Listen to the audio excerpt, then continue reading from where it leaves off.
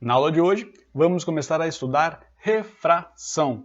Muito importante para nós, para o nosso curso de ótica, e aí vocês vão entender melhor comigo nessa aula se tudo que você já viu no primeiro semestre ainda é importante. Vamos continuar usando aquilo tudo que já vimos? Podemos esquecer daquilo que já passou? Vou discutir isso tudo com vocês nessa aula de refração.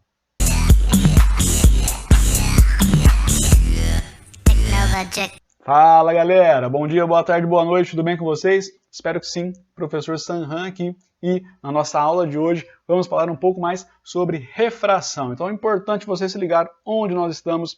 Estamos caderno 3, módulo 9, página 151. Ó, essa página tem é um espaço em branco, a página 152 também é um espaço em branco, então se você quiser acompanhar a nossa aula, fazer alguma anotação, escrever alguma coisa, fazer um fichário, quem sabe um caderno, essa página é boa para isso. Mas outra coisa muito importante para vocês, que vocês têm que saber é, gente, matéria nova. Matéria nova começa um pouquinho mais simples, ela vai caminhando, ela vai aumentando a dificuldade.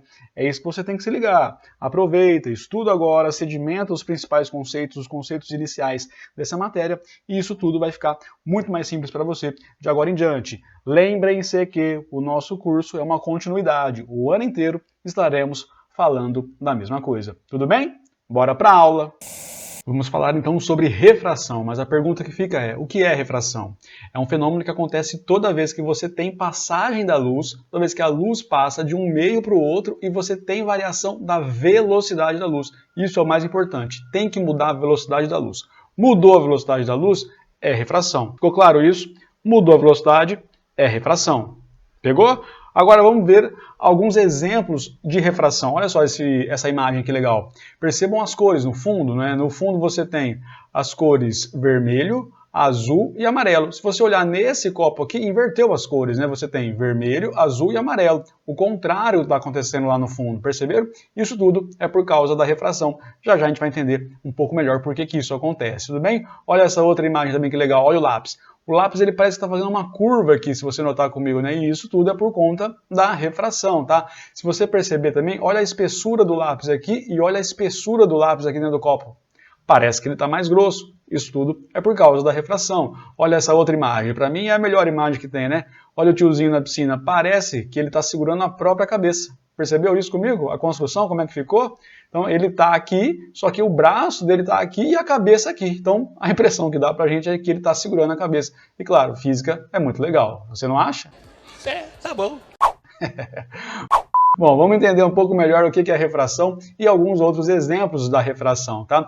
Já conversamos sobre isso aqui, a dispersão luminosa, a dispersão da luz. Toda vez que você chega com um raio de luz policromático aqui, branco, ele vai bater no prisma, parte reflete, parte vai refratar. A parte que refrata vai sair com essa coloração do arco-íris. Vamos entender já já por que isso acontece, tá? Aqui é mais uma imagem para mostrar isso tudo para nós, o que a refração faz, né? Então, uma das coisas que a refração pode fazer, além de mudar a velocidade, é provocar um desvio no caminho da luz, tá? Mas não achem que se mudou o caminho da luz é refração. Não é bem assim que acontece. Refração é mudança da velocidade. Pode ser que tenha mudança do caminho também, da direção da luz, mas nem sempre isso vai acontecer, beleza? Vou explicar isso para vocês com mais calma mais para frente. Mas aí, continuando, vamos falar então um pouco sobre as leis da refração. Você lembra da reflexão? Mais ou menos. Vamos fazer uma continuidade. É uma continuação. É muito parecido. Notem comigo a construção. Peguei aqui então uma superfície, notem aqui esse S, uma superfície de separação. Então eu tenho na parte de cima o meio A, na parte de baixo o meio B. Cada um desses meios possui os seus índices de refração. Já vou explicar melhor para vocês o que é isso, tá? Mas o meio A tem o seu índice de refração, o meio B tem o seu índice de refração também, tudo bem? E aí, como é que a gente fazia na reflexão? Pegava um raio, eu chamava raio de incidente. Esse raio incidente, no ponto em que ele toca a superfície de separação, no ponto que ele tocava o espelho, vai aparecer para nós a reta normal, a gente não pode esquecer disso. É verdade. E aí, entre o raio incidente e a normal, isso continua valendo para cá, forma aqui o nosso ângulo de incidência. Depois disso, você tem aqui o raio refletido, não podemos esquecer dele, ele faz parte da nossa construção, mas para frente eu não vou usar ele, mas por enquanto eu quero que vocês percebam que ele existe, tá? E aí, entre esse raio refletido e a normal, aparece também aqui o raio de reflexão. Eu coloquei aqui 1i. Por que eu coloquei aqui 1i? Vocês lembram? Segundo a lei da reflexão, o ângulo de incidência não deveria ser igual ao ângulo de reflexão? Como eles são iguais, eu coloquei aqui um i também. Então, i e i. Mas percebam que aqui embaixo, nesse raio que chama raio refratado, vai aparecer aqui para nós o ângulo de refração. Como aqui é um R, aqui seria outro R. Fiquei inseguro se vocês confundiriam, por isso eu coloquei aqui um i. E também para lembrar a segunda lei da reflexão. Ângulo de incidência é igual ao ângulo de reflexão. Nem sempre o ângulo de incidência vai ser igual ao ângulo de refração. Na verdade, só tem um caso, já vou conversar com vocês mais para frente. Mas e aí, qual que é a primeira lei da refração? A mesma que a primeira lei da reflexão. Todos esses raios aqui pertencem ao mesmo plano. Toda essa imagem aqui, todos esses raios que estão para lá, para cá, pertencem ao mesmo plano. São coplanares. Ficou claro isso para você? É a mesma lei, né? Mantivemos. Por isso que eu avisei vocês. Ó, tem uma certa semelhança aqui. É muito parecido. Então, saber aquilo que a gente já viu é muito importante para vocês nesse ponto, tá? Vamos continuar? Falar agora sobre índice de refração absoluto. O que é isso? Não sei. Índice de refração é o índice que mede a resistência que um meio oferece à passagem da luz. Tudo bem? Por exemplo, você no ar, você consegue correr com uma certa velocidade. Agora, você na água, consegue correr com a mesma velocidade? Não, sua velocidade vai ser muito menor. Por quê? Por conta da resistência que a água oferece ao seu movimento. E por conta disso, a luz também vai sofrer essa mesma resistência. E aí, como é que a gente calcula a resistência que um meio oferece à passagem da luz? A gente chama isso de índice de refração, tudo bem? Como é que eu calculo o índice de refração? É C sobre V. O C é a velocidade da luz no vácuo, definida por Einstein como 3 vezes 10 à oitava metros por segundo, já falamos sobre isso. E o V? O V é a velocidade da luz no meio. Então, no meio que você está, você tem que medir aquela velocidade para conseguir calcular quanto mede a resistência, quanto mede o índice de refração daquele meio. Ficou claro para você? Ah, agora eu entendi! Vamos falar um pouco mais sobre essa refração, então. Sigam comigo aqui. Ó. Agora eu vou falar sobre o índice de refração. Eu quero discutir com vocês isso para que fique bem claro para todo mundo, tá bem? Como é que a gente calcula, então, o índice de refração no vácuo? Vamos pensar um pouco. Como é que era a fórmula mesmo? O índice de refração é C sobre V. Mas, no vácuo, quanto vale a velocidade, né? Percebam que esse C nunca vai mudar. É sempre C. É sempre a velocidade da luz no vácuo. E aqui embaixo é o que a gente pode trocar, colocar outros valores, outras informações. Mas, nesse caso, se eu quero saber o índice de refração do vácuo, esse V aqui também não é o próprio C? Então, ficamos assim, C sobre C. Simplifica isso aqui, vai dar 1. E aí, descobrimos que o índice de refração no vácuo vale 1. Pegou? Ficou claro para você? Agora, quanto vale o índice de refração no ar? Qual é o valor do índice de refração no ar? O ar não oferece muita resistência à passagem da luz. Essa resistência que ele oferece é muito pequena, tão pequena que a gente pode aproximar a velocidade da luz no ar como sendo a própria velocidade da luz no vácuo. Se então, no ar, a velocidade é a mesma que a velocidade do vácuo, quanto mede o índice de refração no ar? Para nós vai ser aproximadamente 1, tá? Então isso aqui ó, é uma aproximação. Essa velocidade não é 3 vezes 10 à oitava, é um pouquinho menos, sei lá, 2,9999. É uma velocidade um pouco menor, mas para nós vale essa aproximação, isso simplifica muitas coisas para a gente. Então, o índice de refração no ar vai ser sempre 1. Pegou isso comigo? Tranquilo? Agora, e nos demais meios? Quanto vale o índice de refração? Vamos pensar um pouco sobre isso? A fórmula era essa, né? Então aqui, vou colocar o valor 3 para ficar mais fácil para nós. Esse valor aqui pode ser no máximo quanto? Já fizemos agora há pouco, pode ser no máximo 3 também. E aí se você fizer isso, 3 por 3 vai dar 1. Mas em geral ele vai ser um valor menor do que 3, então vamos colocar 2. 3 por 2. 1,5. 1,5, tá. Outro valor, 1,5 agora vale essa velocidade. 3 dividido por 1,5 dá 2. Perceberam o que acontece com esses valores? Esses valores, quando a gente calcula com velocidades diferentes de C, os valores aqui embaixo serão sempre menores. Então você sempre vai ter um número maior dividido por um número menor. Esse valor sempre vai ser, então, maior do que 1. Ficou claro para você? A velocidade nos meios vai ser sempre menor que a velocidade da luz no vácuo. Então, quando você fizer essa divisão, sempre vai dar um valor maior do que 1. Pegou? Muito importante isso para nós, tá? Vamos continuar falando um pouco mais. Agora eu vou falar com vocês sobre o índice de refração relativo. É uma relação entre um meio e outro meio. Como é que a gente calcula isso? Um quociente, tá? E aí ele fala aqui para nós, ó, é calculado pela razão entre os índices do meio. Ou seja, é um quociente, é uma divisão. Então eu tenho a divisão sendo NA sobre NB. Mas espera aí, já vi isso em algum lugar. Como é que a gente calcula mesmo o índice de refração do meio A? É C sobre VA. tudo bem? Velocidade do meio A. E o NB, como é que a gente calcula? Do mesmo jeito, só que vai ser C sobre VB? Pegou? Então, ó, eu vou pegar esse valor, C sobre VA, e substituir no lugar de NA. C sobre VB e vou substituir no lugar de NB. Pegou comigo? Então, ó, fica assim, C sobre VA dividido por C sobre VB. Agora eu tenho aqui uma divisão de fração. Como é que a gente resolve uma divisão de fração? Conserva a primeira e multiplica pelo inverso da segunda? Apareceu aqui para nós, eu posso simplificar C com C. Então, o índice de refração relativo vai ser VB sobre VA. Pegou comigo? Mas olha que legal, aqui não tem NR e aqui também não é NR.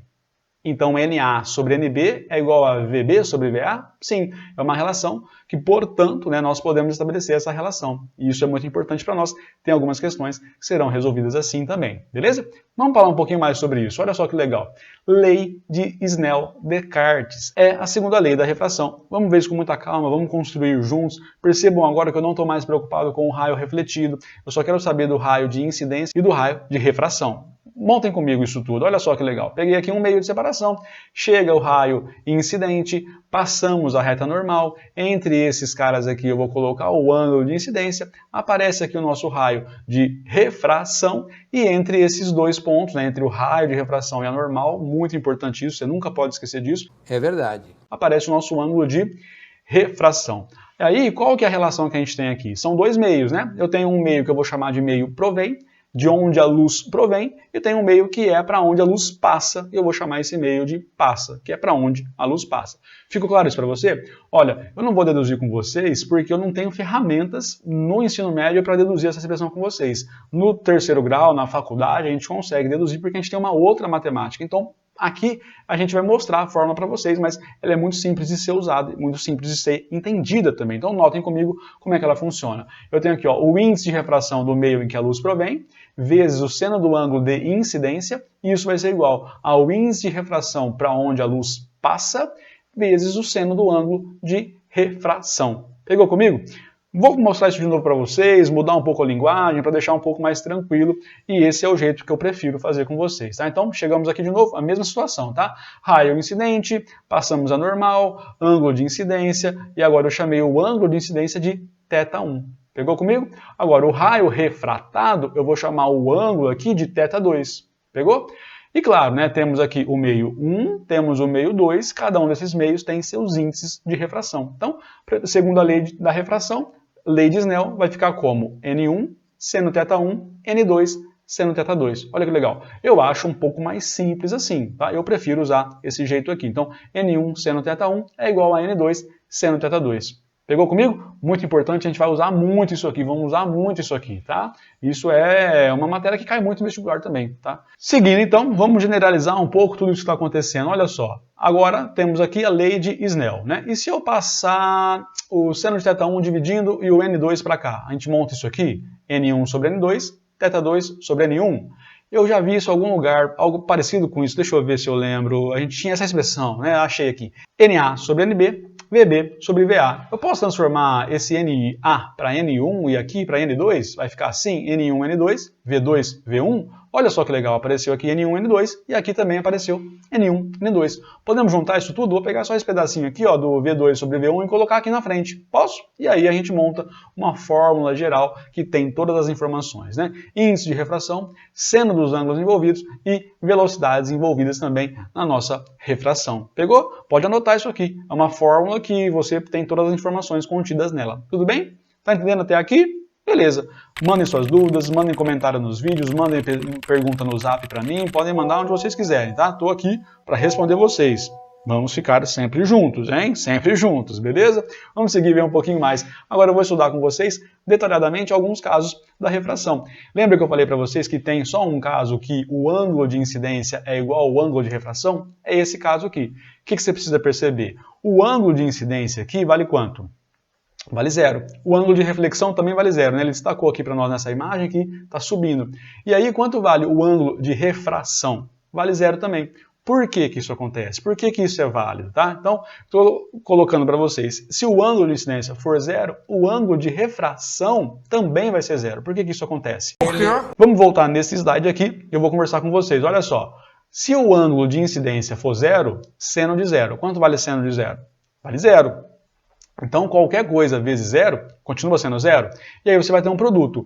Aqui, N2 vezes seno de θ2, que é igual a zero. Então, esse produto aqui está sendo igual a zero. Consequentemente, isso é igual a zero ou isso é igual a zero. Agora, pensa comigo, o índice de refração aqui pode ser zero? Não, não pode ser zero, é no mínimo 1, né? E de 1 para cima. Agora, esse cara aqui pode ser zero? Pode. Então, consequentemente, o que a gente percebe? Se você tem um produto, né, desse cara vezes esse cara e está dando zero, ou esse é zero, ou esse é zero. Só que esse aqui não pode ser zero. Então, quem pode ser zero? Esse cara aqui. Então, o seno de θ2 é igual a zero. E aí, quanto vale o θ2? Vale zero. Você entendeu?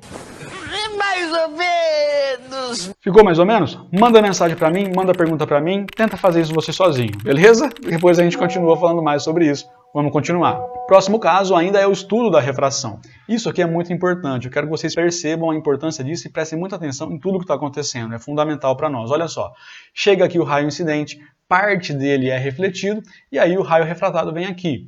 E aí, olha só, o desvio que esse raio sofre, né? Era para esse raio estar vindo nessa direção, mas como tem uma superfície de separação aqui, ele vai sofrer um desvio por conta também da refração. O que você quer? O que você tem que perceber aqui? Isso é uma lei, isso é uma regra, né? E isso é estabelecido por observação. A gente vai observando e percebe isso. Olha o que ele está dizendo para nós aqui nessa imagem. A parte A, que é o meio A, é menos refringente. A parte de baixo, que é a parte B, o meio B, é mais refringente. O que quer dizer isso? Menos e mais refringente. Menos refringente quer dizer que o índice de refração dele é menor. Ele oferece menos resistência à passagem da luz. Ele oferece menos resistência à velocidade da luz. Tudo bem? Então, se ele é menos refringente, ele oferece menos resistência. O índice de refração dele é menor. Se ele é mais refringente, o índice de refração dele é maior e ele oferece mais resistência para a luz. Toda vez que você tiver essa configuração, a luz indo do menos para o mais, a luz vai aproximar da normal. Pegou comigo? Entendeu? E se for o contrário? Se for do mais para o menos, como é que fica isso? Né? Vamos pensar um pouco sobre isso, mas é muito importante que você anote isso aí. Ó. Quando a luz passa do meio menos refringente para o meio mais refringente, ela se aproxima da reta normal. Anota isso, deixa isso muito claro para vocês. Ó, eu conversei com vocês lá em espelhos esféricos que se vocês decorassem aquelas posições dos espelhos, vocês conseguiriam resolver algumas questões simplesmente sabendo as posições de cabeça. Isso aqui é a mesma coisa. Tem questão que você resolve só sabendo que vai do menos para o mais, vai aproximar. Tem questão que você resolve por isso, beleza? Vamos discutir agora o próximo caso, que é do mais para o menos. Olha que legal. Mais refringente para o menos. É o contrário, né? Se do menos para o mais vai aproximar, do mais para o menos vai afastar. Então, notem comigo, ó, era para o raio seguir esse caminho aqui, só que como ele vem de um meio mais refringente, vai para um meio que oferece menos resistência à passagem da luz, ele sofre um desvio, só que ó, se afastando da normal, entendeu? Anota isso também, é muito importante. Então, quando ele vai do mais para o menos, ele se afasta da normal, tudo bem? Tem uma frasezinha que é muito legal e dá para a gente decorar.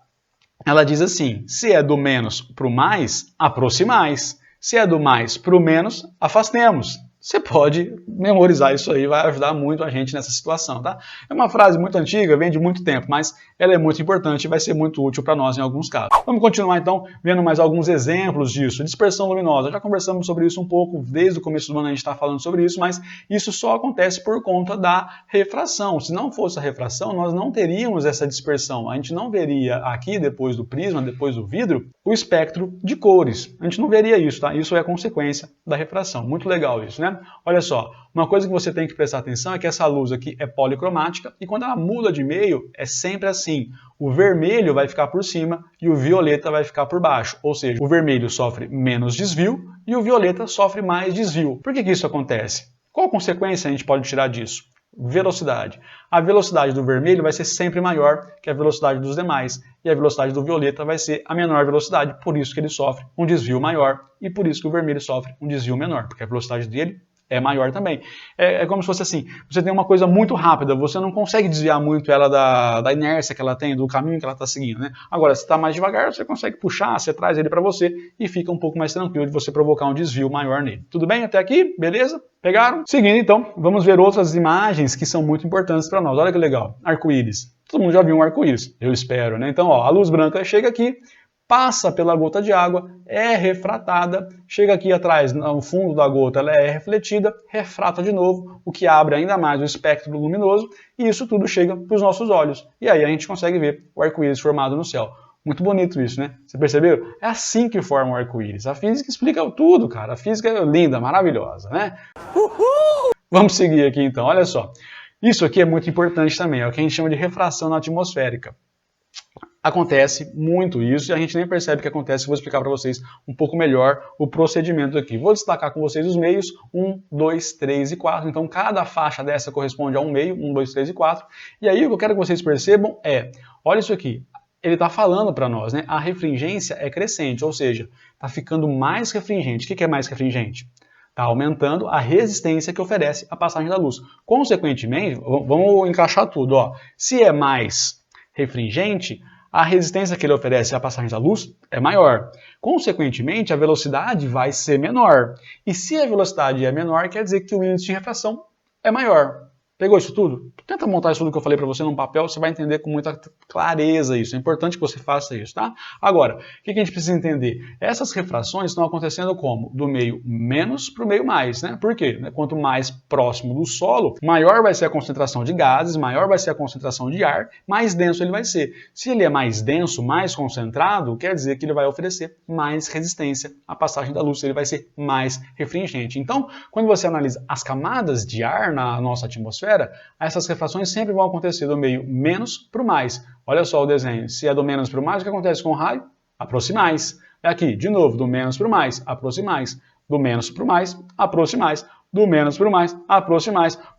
Do menos para o mais, aproximais. Pegou, gente? Você entendeu? Ficou claro para vocês? Então, ó, olha o desvio, olha a curva que ela está fazendo. Se você for seguir o raio inicial, olha só para onde ele iria. Ele ia cair mais ou menos aqui, né? Mas onde ele veio parar? Isso tudo por quê? Refração na atmosfera, né? Então, as camadas de ar têm mais ar ou menos ar, dependendo da altitude que você está. Ficou claro isso para você? Entendeu mesmo?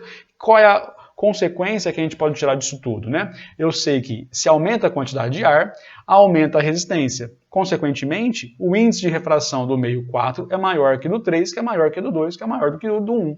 Já havia conversado sobre isso, mas só para deixar anotado para você, só para deixar registrado para você, beleza? Pegou? Vamos continuar, falar um pouquinho mais sobre isso ainda. Olha só, θ1, θ2, θ2, θ3. Percebeu que aqui os ângulos são iguais? Mas vamos entender o que está acontecendo. É a mesma situação, né? Você tem refração do menos para o mais, ele vai sempre desviando, vai sempre aproximando da normal. E aí, o que você sabe sobre os índices de refração? Do 4 não é maior que do 3, que é maior que do 2, que é maior que do 1? Tudo bem? Então, e agora, qual que é a análise que a gente pode fazer? Em relação às velocidades, qual vai ter a menor velocidade? O meio que tem mais ar, o meio que oferece mais resistência à passagem da luz, que é o meio 4. Então, a velocidade do 4 é menor que a velocidade do 3, que é menor que a velocidade do 2, que é menor que a velocidade do 1. Você está entendendo? Estou reforçando, falando várias vezes as mesmas coisas para você fixar isso tudo na sua cabecinha, tá bem?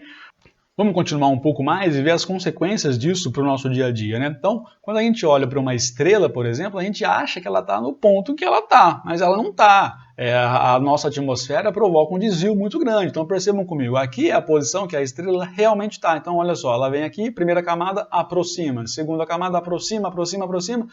E nosso olho, nosso cérebro não consegue ter noção, ele não tem essa percepção de que a luz está fazendo um desvio. Então, para o nosso olho, ele interpreta isso como?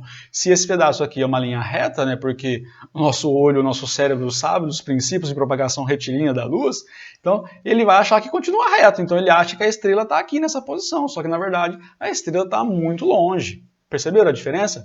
Isso é muito nítido, isso é verdade mesmo. Mais um caso para mostrar para vocês. Olha só, olha o formato do Sol, redondinho, né? Quase um círculo perfeito. A hora que você vem aqui para baixo, olha como ele já está muito mais achatado. Você percebeu? Isso tudo por quê? Refração. A refração vai acontecendo e vai provocando essa distorção na imagem das estrelas, dos astros celestes todos. Aí, tudo bem? Olha aí, mais uma imagem confirmando isso. Então, no pôr do sol, a gente olha para o sol, a gente vê o sol ainda, só que ele não está mais lá, né? Ele já desceu, já foi embora faz tempo, só que por conta da refração aqui na nossa atmosfera, a gente tem a impressão de que o sol ainda está na nossa linha do horizonte, que a gente ainda está enxergando ele. Percebeu como é importante isso, como é legal isso, cara? Eu adoro demais essa aula, é muito boa. Outra coisa que a gente pode reforçar com vocês é justamente isso, né? Pontos no céu, por exemplo, um satélite, um avião, a lua, estrelas. o Sol, cometas, todos os astros celestes, eles vão sofrer essa deformação aí na posição deles, tá? É natural, é normal, isso tudo acontece por conta das camadas de ar. Agora, outro ponto que é muito legal é isso aqui.